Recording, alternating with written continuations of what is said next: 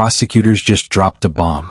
After months of silence, they finally revealed what they claim happened to 14-year-old Celeste Rivas Hernandez, and the details are among the most disturbing we've ever covered on this channel. A secret alleged sexual relationship with a child, a vicious stabbing, a chainsaw, and a 21-year-old pop star who prosecutors say did all of it to protect his career. Welcome to Fatal Whisperers. Let's get into it. So here's where things stand. David Anthony Burke, the singer who blew up with romantic homicide, is now facing charges of first-degree murder, continuous sexual abuse of a child under 14, and unlawful mutilation of human remains. He's pleaded not guilty. And I want to say clearly, as disturbing as what we're about to get into is, he is innocent until proven guilty. Please hold on to that, because what prosecutors are alleging makes that very hard to remember. Now, this case has been shrouded in secrecy for months. We just got the autopsy report last week after it was sealed. We thought we'd have to wait for a preliminary hearing to learn anything new. And then this filing landed. At his arraignment last week, David's attorneys pushed hard to get a preliminary hearing scheduled as fast as possible. Their message was pretty clear. Let's get the evidence out in the open. Stop doing things in secret. From the media reports, apparently there have been 4 months of secret grand jury proceedings. We believe Mr. Burke is entitled, at the earliest opportunity, to an open preliminary hearing. We are asking for that to be set at the earliest possible date. We believe the actual evidence will show David Burke did not murder Celeste Rivas Hernandez, nor was he the cause of her death. And look, there's a real legal strategy here. Despite months of grand jury proceedings, multiple sessions apparently, prosecutors never got an indictment. Or maybe they weren't trying to. It could have been investigative grand juries, not charging ones. Either way, that means prosecutors now have to go to a preliminary hearing and convince a judge there's enough evidence to send this to trial. But when the defense returned to court to set a date, they pumped the brakes, said they needed more time to review the massive amount of evidence. The preliminary hearing is now set for May 26th. But here's the thing, that's almost beside the point right now. Because prosecutors filed something that lays out for the first time what they actually claim they can prove. And it is gut-wrenching. Fair warning. What's in this document is deeply disturbing. We're talking about the alleged sexual abuse of a child, a stabbing, and what prosecutors describe as a calculated, methodical effort to cover it all up. According to investigators, Celeste was last seen or heard from on April 23, 2025. That evening, David allegedly sent a rideshare car to pick her up from her hometown of Lake Eleanor, more than 80 miles away, and bring her to the Hollywood Hills home he was renting. Prosecutors say she was texting David during the ride. After that, her phone goes dark. Forever.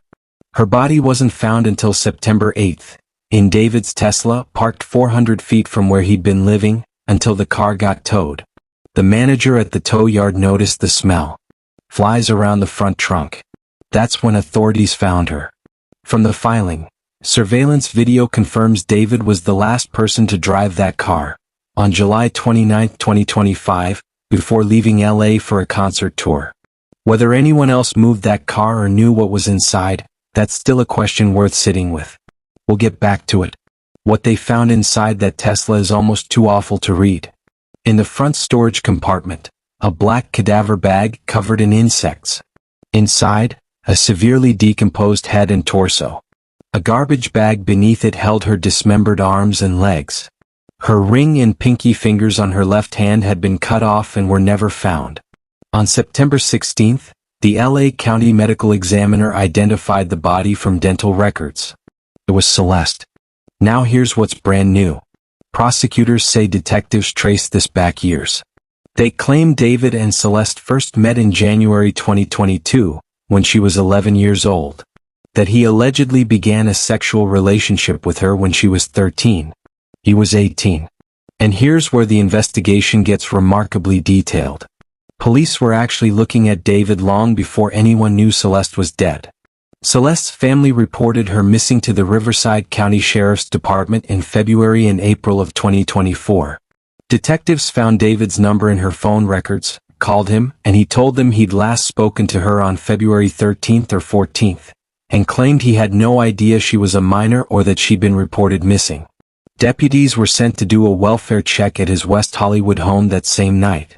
He told them he'd only met Celeste once in person, back in November 2023. But here's the detail that sticks with me.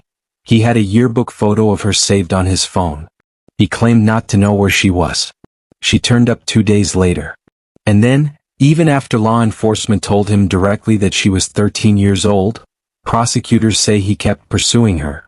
After Celeste came home, her parents took her phone away. According to the filing, David drove out to Lake Eleanor and paid a classmate of hers, a junior high student, $1,000 to hand Celeste a phone he'd bought, so they could keep talking without her parents knowing.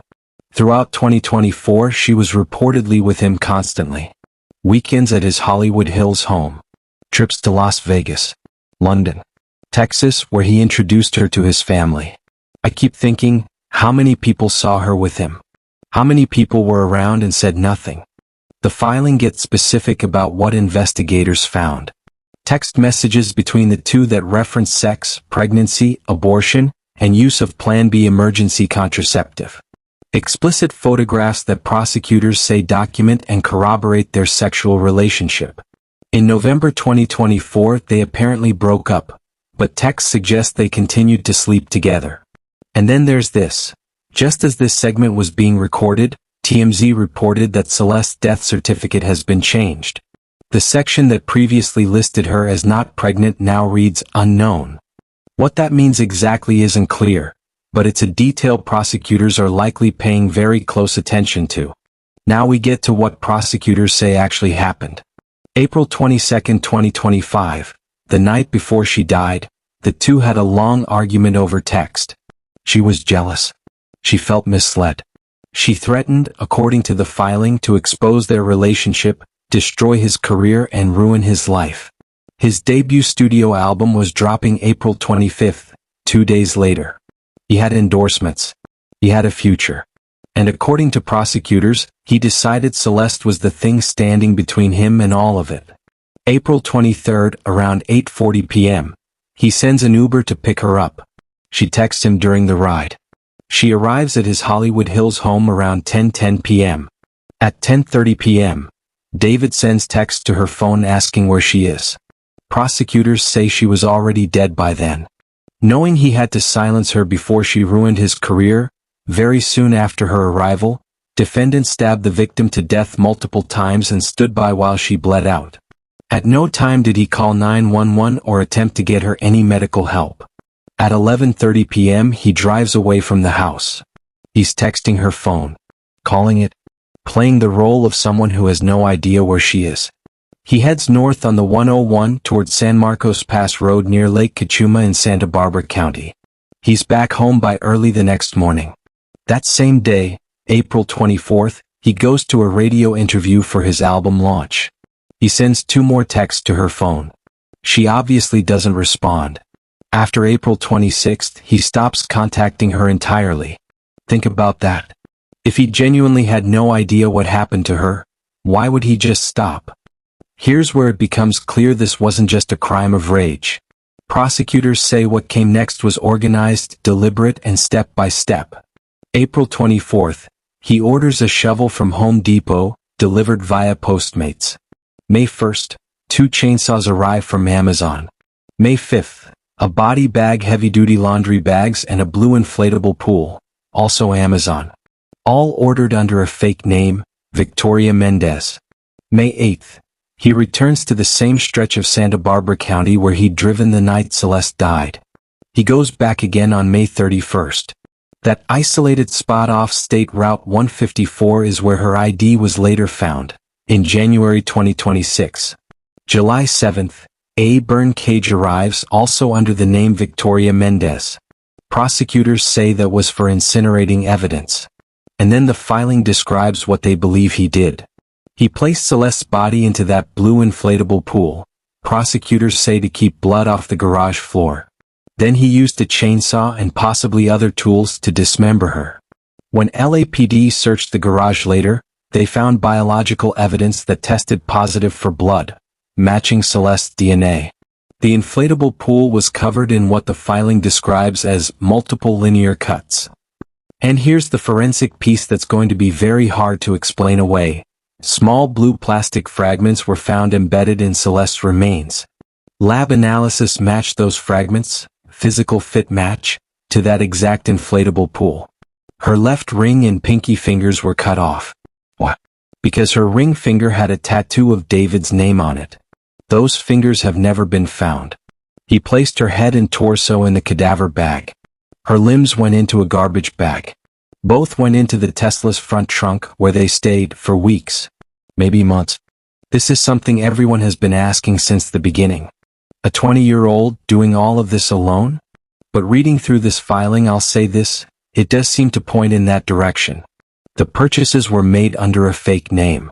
He was lying to friends about a smell coming from the house and the car. And the filing is very specific about his movements. That said, Steve Fisher, the private investigator who's been all over this case since the beginning, hired by the owner of the Hollywood Hills property, thinks some of the search warrants may well extend beyond David himself. He mentioned David's inner circle, management, and various social media and cloud accounts being swept up in the investigation. Over 10 terabytes of data from a single iCloud account alone. Here's what Steve had to say. We found a chainsaw. We found a burn cage, and we knew they were ordered under the name Victoria Mendez. We didn't know if that was a real person or not. But we couldn't get past the chainsaw or the burn cage. There was no reasonable use to have them there. And certified death investigator Joseph Scott Morgan put it this way. I've had cases involving chainsaws over the years. The deposition of tissue and blood with a chainsaw, it slings actual tissue everywhere. The idea that this could be cleaned up completely? There's no way. No way. Here's the evidence list prosecutors say they're prepared to present. Photographs of Celeste, including explicit images taken when she was 13 and 14. Because these constitute child sexual abuse material, they won't be shown publicly, but prosecutors say they prove the ongoing sexual relationship. Hundreds of text messages discussing sex, pregnancy, abortion, and Plan B, retrieved from David's iCloud account. His full cellular and Tesla activity from April 22 through April 24, including that midnight drive to Santa Barbara.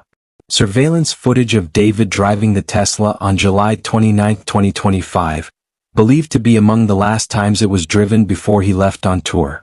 DNA from bloodstains in the garage, matched to Celeste. Records of every Amazon and Postmates delivery, chainsaws, body bag, pool, laundry bags, burn cage, all tied back to him. Uber records showing he sent the car that brought Celeste to his house that night. The text messages from April 22 and 23 where Celeste threatened to go public. Proof of how much he stood to lose, the album, the endorsements, the tour, the entire career that was just beginning. After his arrest, Fortnite announced refunds for anyone who purchased David-related content in the game. Universal Music Group began pulling his collaborations from streaming platforms. The Houston Chronicle reported his song Locked and Loaded had been the game's first official theme song in 2025. All of it gone now. David wasn't arrested until roughly a year after prosecutors believe Celeste was killed. Her body was found in September. Arrest came about 10 days ago. And the preliminary hearing keeps getting pushed. After the latest delay, Steve posted this. The speedy preliminary was a bluff by the defense. The game of hide the ball from the public has started. The judge agreed to put a protective order on the search warrants, the affidavit, and the grand jury transcripts. So much for an open and transparent system. David's defense even asked for a simple brief to be sealed.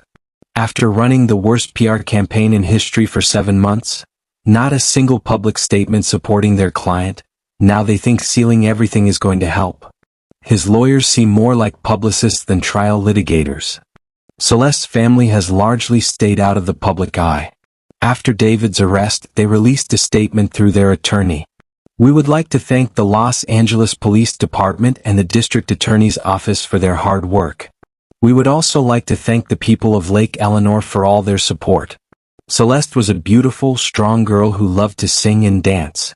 Every Friday night was movie night and we spent wonderful times together.